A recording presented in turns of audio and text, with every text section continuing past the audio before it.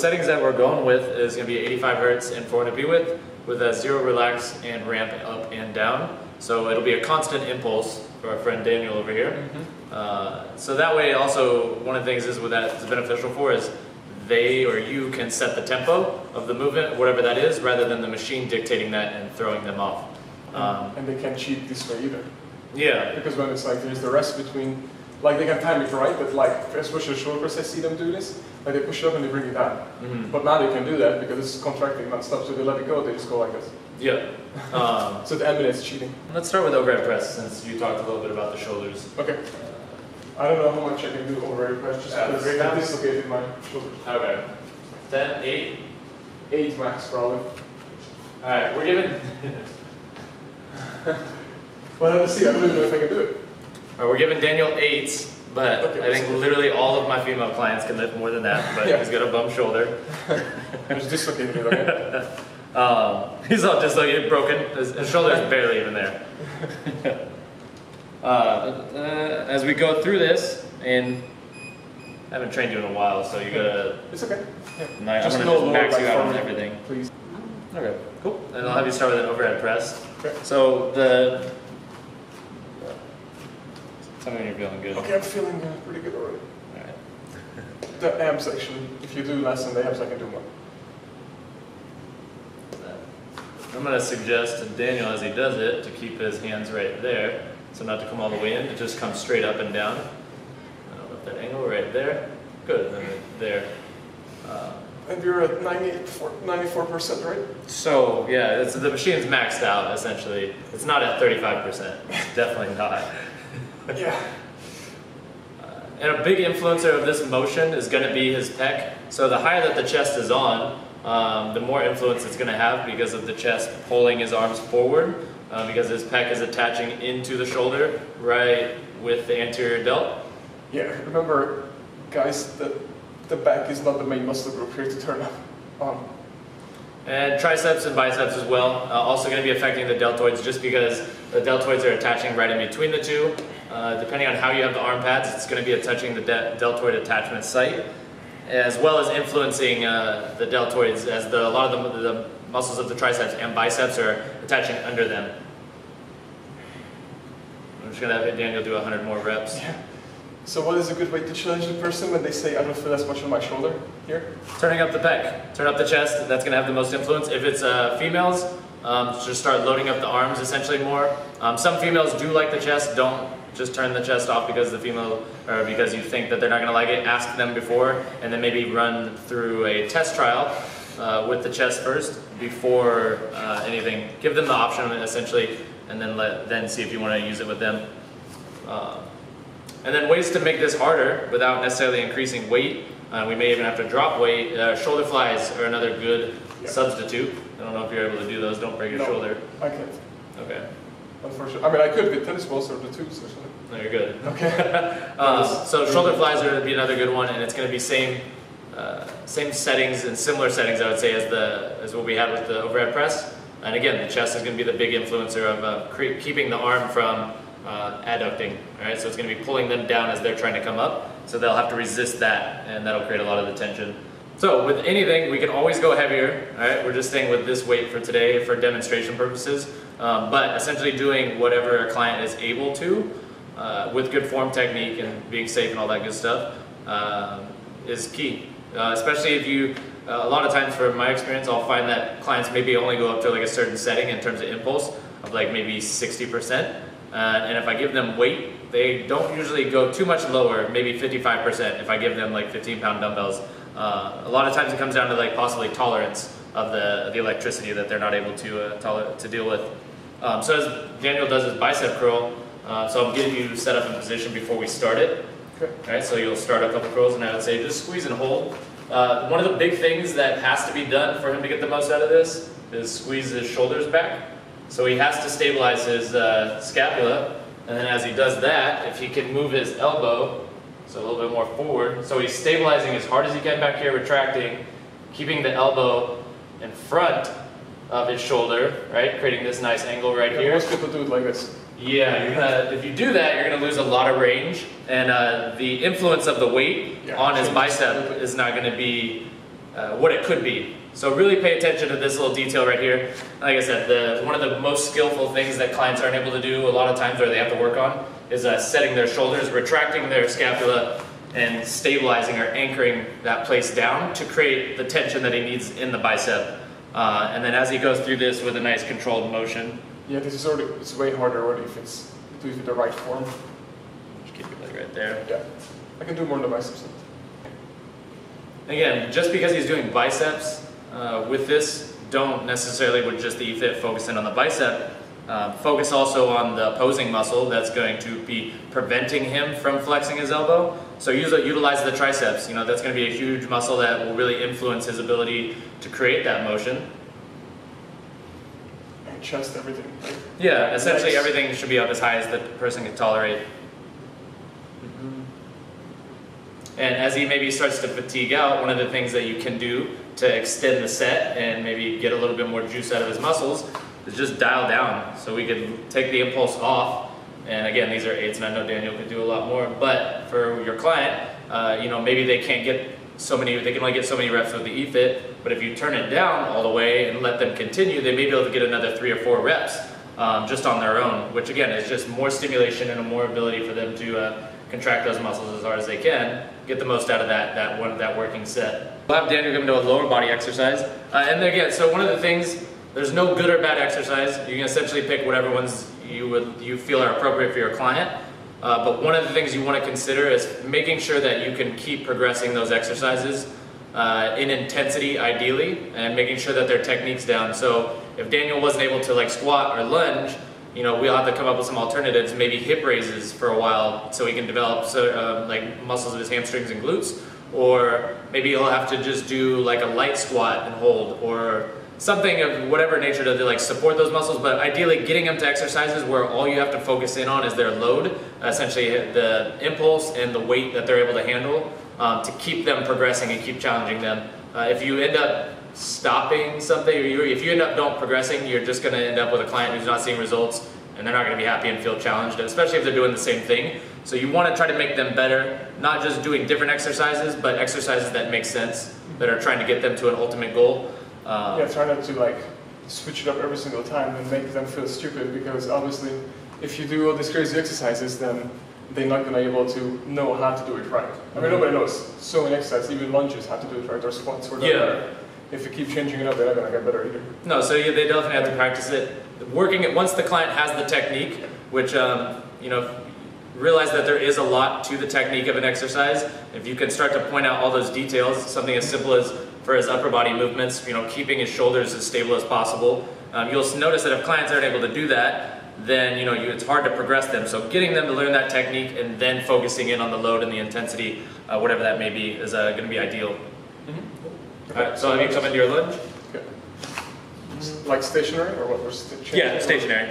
And for this, if you want to, I would say keep your arms up, so that way we can keep him engaged. But I'm not going to have him do anything with his arms for right now, just because I want him to focus in on his legs, and specifically the left quad.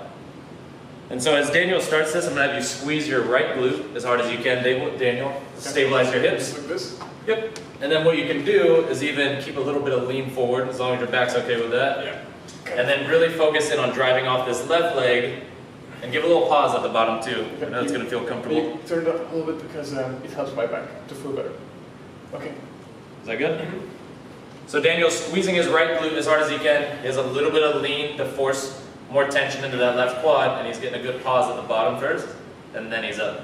There you go. So you want to make sure that your client owns the bottom of most lower body exercises, squats and deadlifts, lunges, things like that. Make sure that they can get that bottom point, own it, and then come up and out of it. It makes it way harder. This is right there is the hardest point for him. And then after that, after he kind of gets above that, it starts to get a lot easier. So with every exercise, recognize the resistance profile or the degree of challenge that they're going through, and try to maximize every part of that rep. And now that there is no break, I cannot cheat either, because I don't stop contracting my muscles. Yep. And that might be beneficial for him too, because now without that wave or impulse coming in, he doesn't have to focus on the machine's tempo. He can focus on what he can do, or whatever you've instructed him to do. All right, let's switch. Yeah, we don't have to do 1,000 of those. We could though. So again, with every exercise, we're trying to ideally build it up and just similar tempo with these. What I'm doing? Sorry. Yep, yeah, you're going to go through your squat. And then we're just going to check a few things to see that you're in the right spot. So Daniel's got a pretty decent squat. You know, not every client you can work with is going to have a great squat pattern. But as he's going through this, make sure that like his knee and his talus bone, or his toes, whatever you're using as a visual aid, are tracking over each other. And again, at the bottom, Daniel, give a little pause. Yeah. So give a little pause right there, and then up. Good. And you have the abs on, everything on, right? Yep. I'm just telling the camera. Okay. I know it's on. You're like, I can feel it. But for the people, so don't just think we're using legs, you know? And again, the weights we're using, you know, Daniel could do more because of his, some back issues for him specifically. But you can always load up a client essentially as much as they can tolerate and what's safe within their abilities, their current abilities. If he wasn't able to do this squat without, say, a lot of his like valgus or something like that, and he was getting other issues, you would want to then modify. So backtrack to another exercise, regardless of what that is for the lower body, to target those muscles. But ideally, you want to be able to build them up to something like this. Like, how do you determine the client had enough or more, or? Oh, that's gonna, you can see, so everybody's gonna be a little different. Typically for what it is that I'm doing with clients, if they're doing E-Fit sessions, we usually only do 1 or 2 sets because we have less focus on form, we have less time for that. So when they're doing their sets, they're going to do 100%. So trying to fail, essentially, or get completely fatiguing. Mm-hmm. And it's, what is also so cool, that with this you can literally go into deep muscle tissues without exhausting anything else, like you can focus on, let's say, the butt. Yeah. And go all the way down to deep muscle tissue. Well, you wouldn't be able to do that with squats and weights, you know? Yeah. So it's so cool too. It'd be much more difficult. Yeah. So as you get to like your clients up to certain exercises like this and you start to increase the load, your skill as a trainer and their skill as a client have to like match so that they can do it safely.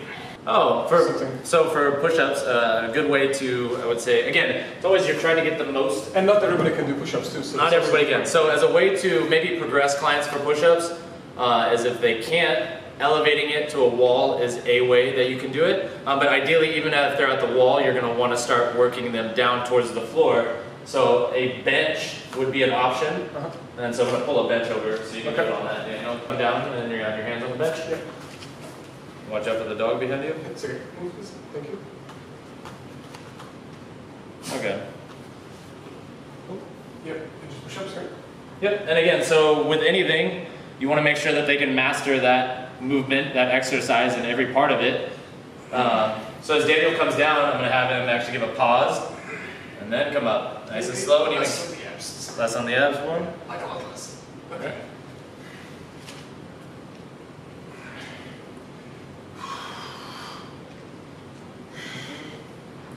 So what's the difference if I do it this way versus I do it like this? With the faster movement, which if they can do it, that's great. But it doesn't necessarily mean you're creating more tension on the muscles. So you're going to be using typically more momentum to get that movement, which if you're using momentum, then you're not able to direct all of that tension at the muscles. So if a client's actually able to do this that fast, then you want to take them to the floor. Yeah. And so actually after that, before you do too many, we'll take it to the floor and we'll just do like 5 reps, nice and controlled, and then we'll pretend that you fatigued out. I'm actually pretty close. Okay. Told you I got a Nissan Leaf now, that's about my strength. Alright, so have you come to a push-up position then?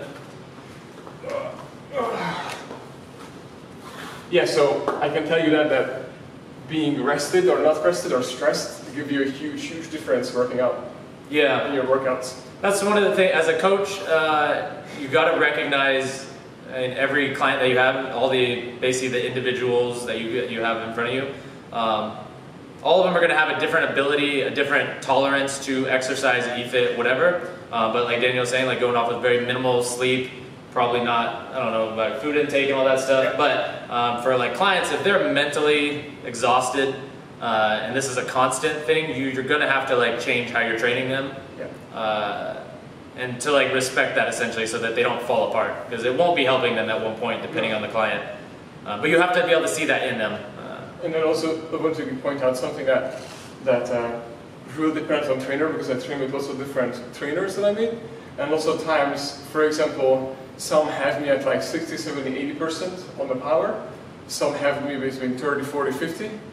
But they challenge me in different ways. So the power is not really the way to tell, you know, what your level is. And most of the clients are not about yours. But I see so many times the clients are like looking at the big number and they say, all right, I did good today. So they don't really understand what the power means. Yeah. But they also don't know what are the little numbers. Because the little numbers are all 25. And there's no way you're going to have it at 60, you know? But if they're all at like 15, then it might be at 8, you know, yeah. Something. As a general rule, you probably shouldn't cross the threshold or the 69 to the 70s until maxing out just about everything else except maybe the arms. But all the major other muscles should be maxed out at 25 before going into 70 plus. So for your push-ups, I'm just going to have you do 5, and we're going to say that you exhaust out. Okay. So for us to optimally challenge somebody, Daniel's coming to his last few reps. He's pretty fatigued. Maybe get a couple more left in him. And then say on this last one, he barely comes up, and he can't do it, and he's just done. So now what we'll do is you could either tone it down, turn off the machine, and allow them to continue without, or I'm just going to have you work going very slow on the way down and holding it about halfway, okay? Yep. So he'll just come down and hold this position, focus on his breath, maintaining it, and just doing whatever it is that he can create with whatever's left in Daniel's gas tank before it fatigues out, and then say Daniel falls to the floor, and then you'll just do is turn it down and bring it back up and see if you can get another one just like that. And if Daniel's able to at least maintain the negative portion or just hold this angle right here for maybe say another 4 or 5 reps, but after a while he just starts going down to the floor and not able to create anything else, then you know that he's done and he's completely fatigued. So big part, maybe find ways to extend your sets, whether it's dropping the power or maybe just focusing on an eccentric part of the exercise to just create more challenge, to extend it. So you don't have to do multiple sets of like say 10 or 12 reps, like get all of it in at one set, just with whatever they can. Just get a little creative with how you do that. And it's always going to depend on the client. Yeah, and how about abs? Do you do abs all the time with clients? Good God, no. I tell my clients, well, you can do it as a way to like make them happy, but just recognize that the abs are just a muscle. So, you know, and they're not huge, so you can work them, but it doesn't have to be a primary focus. I feel like, you know, if you've taught them how to engage those muscles the right way, they should have engaged it throughout that entire session. Yeah, if you do especially squats, deadlifts, you do bench press, bench push-ups, all of them abs should be on pretty good. Yeah. And if you have to also teach them, you know, they need to engage it too. Yeah. Because most of the people don't know how to flex it, for example. No, if your client's drawing their belly button in during exercise, you need to teach them how to turn on their muscles the right way through proper bracing techniques. They shouldn't be pulling their belly button in and restricting their breathing. They should be able to brace and breathe at the same time. Essentially, yeah, that's how they'll get their ab workout in. You can do some stuff at the end to make them happy, but just know that it's not going to be, you know, the main area of focus that's going to contribute usually to their goal of reducing body fat. Yeah, you know. Sorry, go ahead. No, you're good. I was going to say, you would be better off focusing on actual compound exercises that like squats, bench press, rows, deadlifts, all those things, rather than just focusing on abs itself. Yeah, the bigger muscles essentially is the goal to go towards. And me, you know, that I have 4 herniated discs, the only thing I could literally do is like barely any crunches with sit-ups, so it doesn't do anything for me. Spending 20 minutes on doing crunches will do nothing. Yeah, there's a way to progress sit-ups, but I don't think we have that piece of equipment. It's a very small piece of equipment at most of the locations, so don't do it. And planks are a sufficient way, typically, if a client can do it, or just have them contract their abs. And, you know, like I said, they can do stuff to like make them happy if they want, as like a little bit, but you should have perfected all the other stuff and have gotten what you feel like the client needs done in that session prior to going into like any kind of like specific ab routine. Shouldn't be a big focus. I see too common for trainers to spend like 5 or 6 exercises on abs. Yeah. And it's like you can get it done with 1 or 2. You just have to do it right. Well, if you guys have any questions, make sure to comment it below, so we can actually come up with better ideas to help you. So we're not sitting here just wondering what to do. Instead of us. Yeah, because we try to think what you might need help with, but it's easier if you tell us what you need help with. So if you would comment below, that would actually help us to actually create those videos for you. it's hard to guess what you actually need. As coaches and trainers, we should all be asking a lot of questions because working with other humans is very complex. The body's very complex, and there's a lot more to exercise than what most people see. So the sooner you as a coach can start to see the art behind training and all of the little details that you can start to perfect to make a workout as customized as possible for an individual, they're going to, one, appreciate you, and two, you're going to start to appreciate your influence in the things that you're able to do with them and how you can essentially change their life and their structure and help optimize them. You know, a lot of people are, especially now, are just weak. You just have weak people walking around that aren't able to do a lot with their bodies. So if you can change that, you're changing lives.